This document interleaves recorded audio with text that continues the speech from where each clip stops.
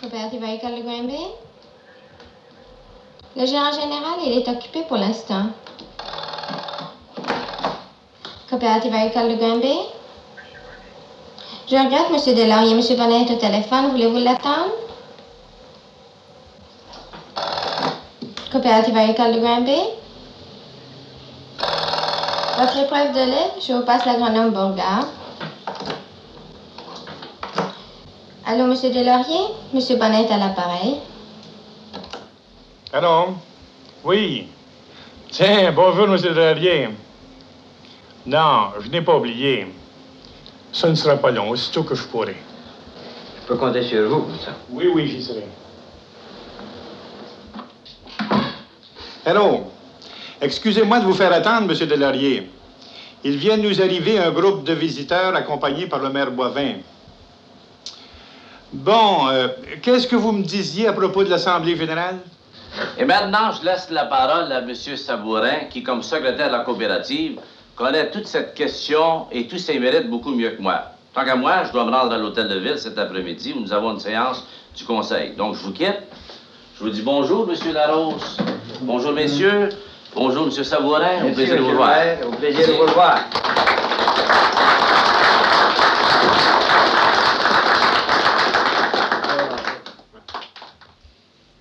Maintenant, messieurs, nous allons passer en revue les principales activités de la coopérative agricole de Granby. Cette réalisation représente beaucoup de travail, beaucoup de sacrifices.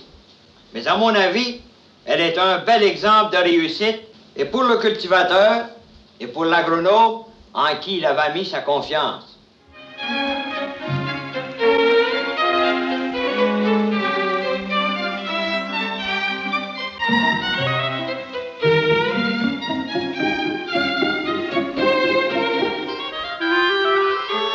L'histoire commence au bureau du ministère de l'Agriculture à Grand Bay en 1937. Un cultivateur, M. Deslauriers, rencontre le nouvel agronome Mondou.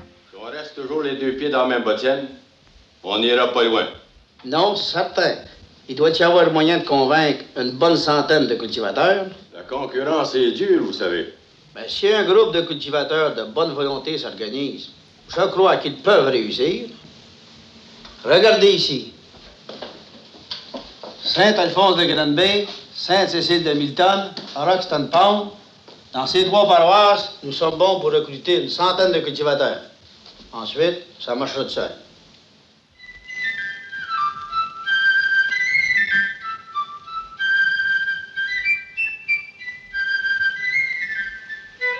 Une tournée de propagande intense fut organisée dans les trois paroisses mentionnées. Il fallait convaincre le cultivateur qu'il pouvait conduire lui-même ses propres affaires et donner à l'industrie laitière un nouvel essor.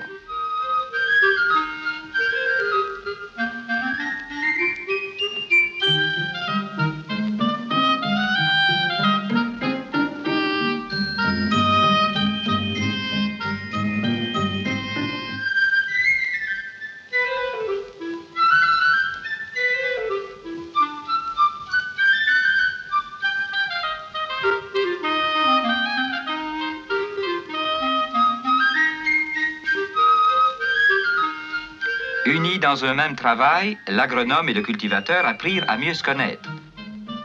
Au moins 50 membres étaient requis pour fonder une organisation sérieuse.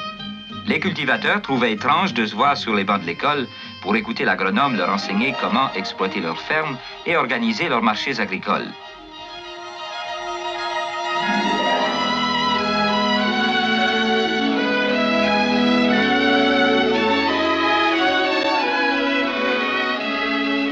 Jour et nuit, beau temps, mauvais temps. des hommes parcouraient les rangs et rencontraient un à un chaque cultivateur pour lui exposer la doctrine de la coopération. Mais l'idée faisait son chemin lentement à travers la campagne. Il y avait toutes sortes d'objections. Les uns avaient peur des nouvelles théories de l'agronome, voyant probablement dans le progrès une menace à leur routine. D'autres n'y voyaient que politique et risques financiers épouvantables.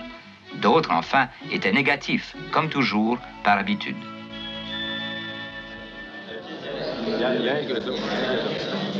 Le 24 août 1938, 60 cultivateurs de la région décident de tenir une assemblée importante.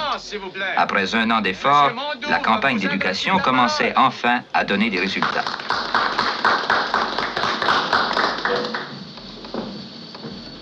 Monsieur le Président, Monsieur le curé, mes chers amis, je vous remercie d'être venus en aussi grand nombre assister à votre première Assemblée générale. La coopération vous apportera ce que vous recherchez depuis longtemps. Les services d'une coopérative sont inappréciables et l'avenir vous le démontrera. Ce soir, nous fondons officiellement la coopérative agricole du canton de Granby, coopérative qui, je l'espère, aura longue vie.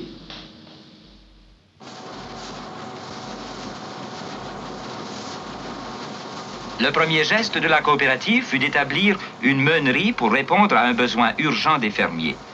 L'agronome Mondou préparait lui-même les rations balancées et suivait de près toutes les activités de l'organisation naissante.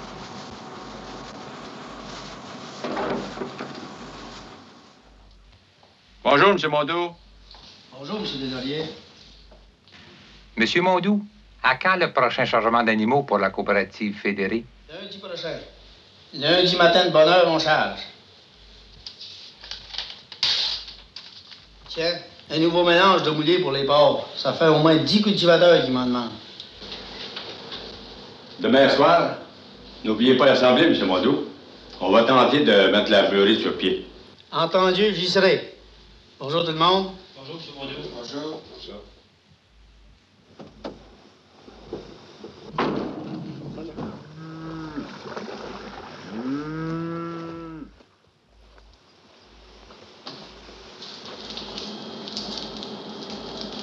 Écoute donc, notre nouvel agronome semble se tirer pas mal d'affaires. En tout cas, il y a des costauds, notre homme.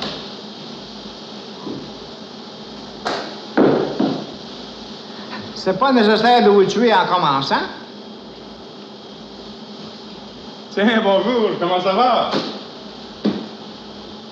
Si vous voulez, je vais sortir mon beurre pendant qu'il est beau. Savez-vous que dans ma seule journée d'hier, j'en ai sorti plus de 1200 livres? Et quand il vous fait du fromage?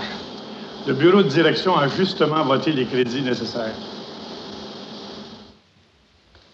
Vous pouvez constater, messieurs, que la coopérative est à maintenant partie sur un bon pied. Et cela, grâce en partie à un agronome, spécialiste en industrie laitière, M. Jean-Marie Bonin, qui entrait alors au service de la coopérative. Homme énergique, il obtint vite la confiance entière de tous les cultivateurs. Oui, je prépare moi-même les formules de moulée. C'est ça. Au revoir, M. Larigueur.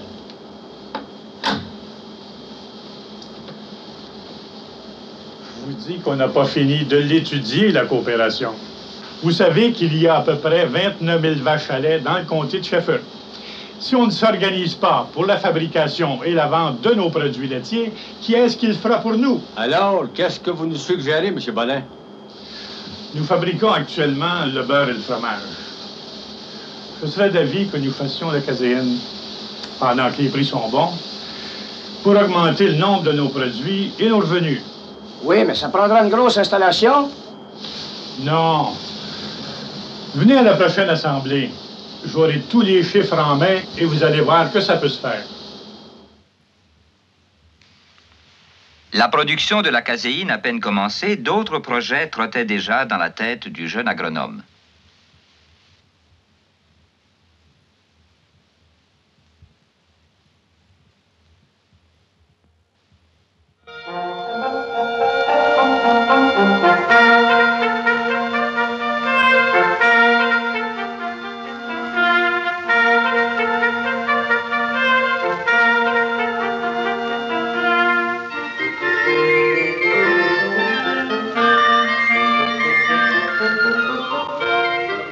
De retour d'un voyage d'études, l'agronome Bonin allait trouver des cultivateurs plus attentifs à ses plans d'expansion.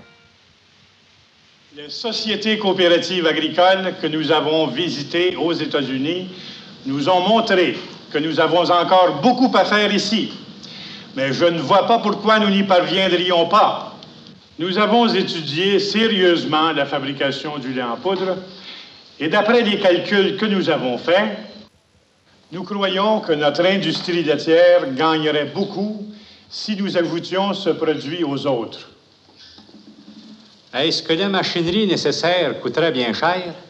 L'installation du procédé du rouleau à l'air libre peut coûter 100 000 $ et l'installation du procédé de pulvérisation, 175 000 $. Éventuellement, il vous faudra installer les deux. Où est-ce qu'on va le prendre, cet argent-là?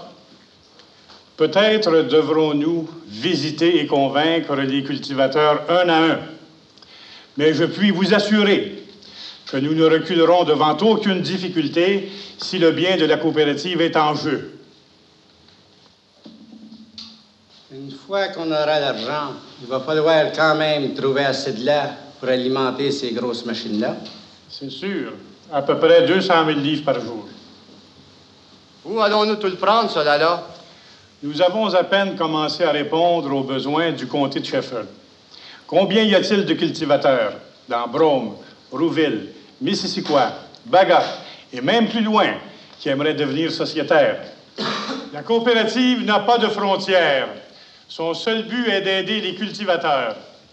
Si elle réussit à obtenir 2,30 $ le 100 livres de lait au lieu de 1 $ ou 1,75 $, les cultivateurs auront les moyens de payer le capital nécessaire à l'installation de cette machinerie.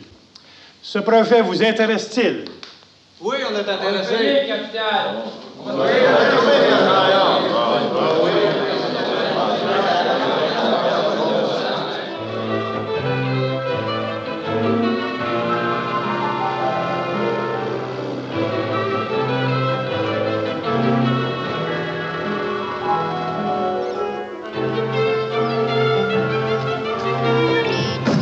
Aujourd'hui, la coopérative agricole de Grand Bay affecte la prospérité de 1200 fermes dans les cantons de l'Est et de nombre égal dans les régions de Nicolette, les Bois-Francs et Sainte-Anne-de-la-Pérade.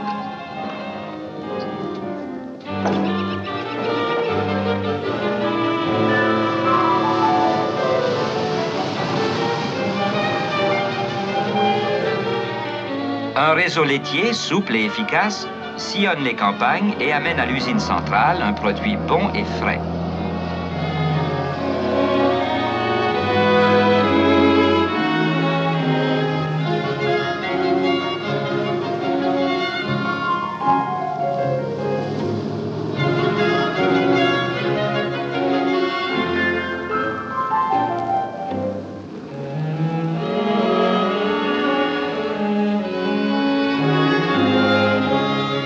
Durant le fort de la production, au-delà d'1 million de livres de lait prennent chaque matin la route de la coopérative.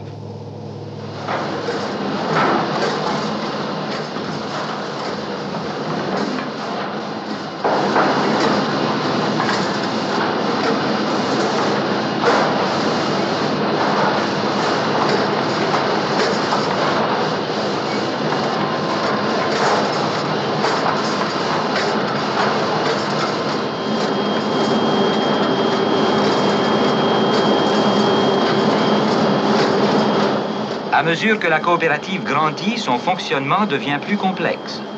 La qualité du lait est constamment surveillée par des agronomes spécialistes pour assurer un produit supérieur.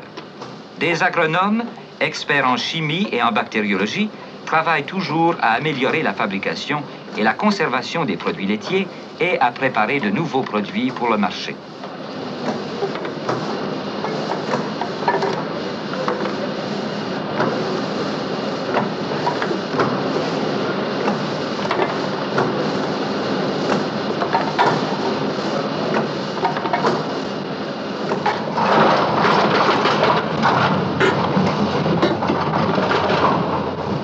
La fabrication du beurre est passée de la méthode ancienne à un procédé nouveau qui exige les connaissances d'un agronome spécialiste.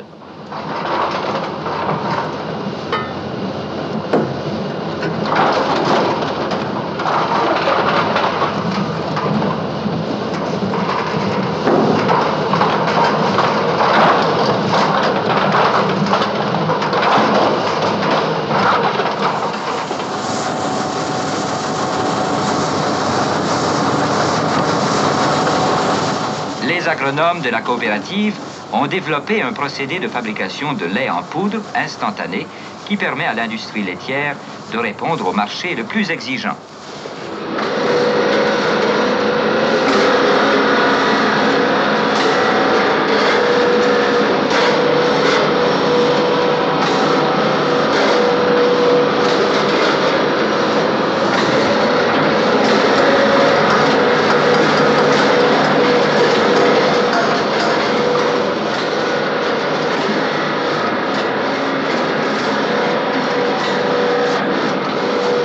En 15 ans, l'effort conjoint de l'agronome et de l'agriculteur a transformé une petite beurrerie banale en une usine moderne qui rapporte des millions aux cultivateurs du Québec. 250,000 libras por giro a la vista?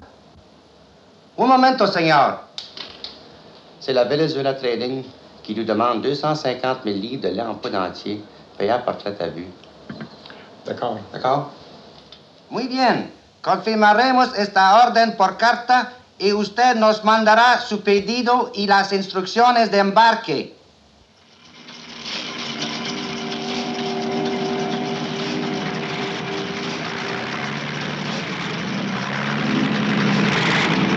Des agronomes font une étude approfondie des marchés et trouvent chaque année de nouveaux débouchés aux produits laitiers canadiens dans plusieurs pays du monde. Des milliers de tonnes de lait en poudre partent ainsi vers les comptoirs internationaux.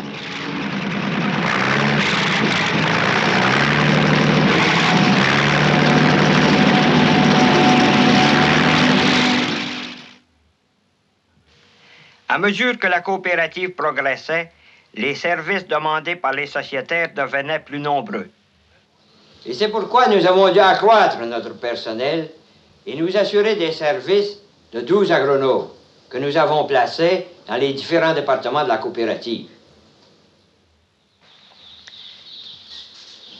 La coopérative a une section avicole dirigée par un agronome qui fournit aux cultivateurs les poussins et dindonneaux dont ils ont besoin.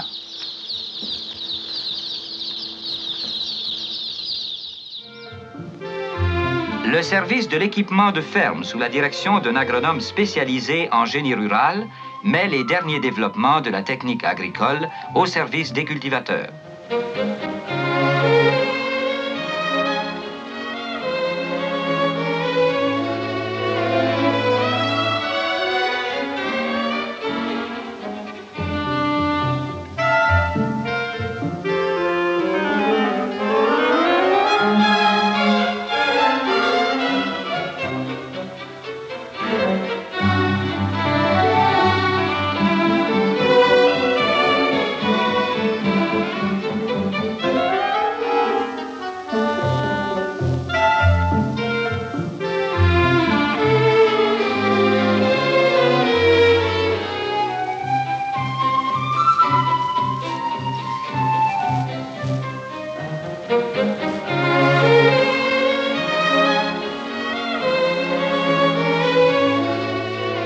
Pour établir un contact suivi entre l'agronome et l'agriculteur, 150 animateurs recueillent des informations agricoles et les transmettent aux cultivateurs dans leurs localités respectives. Des relations étroites sont maintenues avec les organismes fédéraux et provinciaux de recherche agricole pour parfaire l'éducation des membres de la coopérative.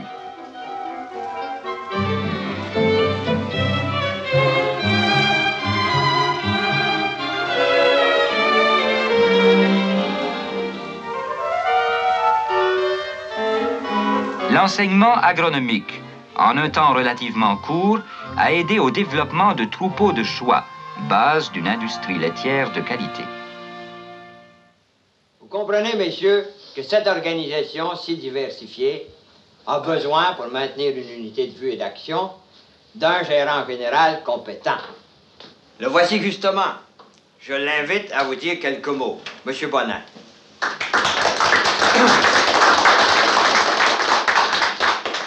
Merci, M. Sabourin. Si notre coopérative est si solide, c'est qu'il y a collaboration étroite entre le technicien agricole et le cultivateur. Je ne crois pas qu'il y ait au pays de meilleurs exemples où des efforts concertés et soutenus aient donné d'aussi merveilleux résultats. Et pour ma part, je crois que de ces efforts, tous bénéficieront, le consommateur aussi bien que le cultivateur. Coopérative agricole de Granby. Les graines de semences, je regrette, c'est occupé chez l'agronome Sabourin. Coopérative agricole de Granby. Monsieur Bonnet, il est occupé en ce moment.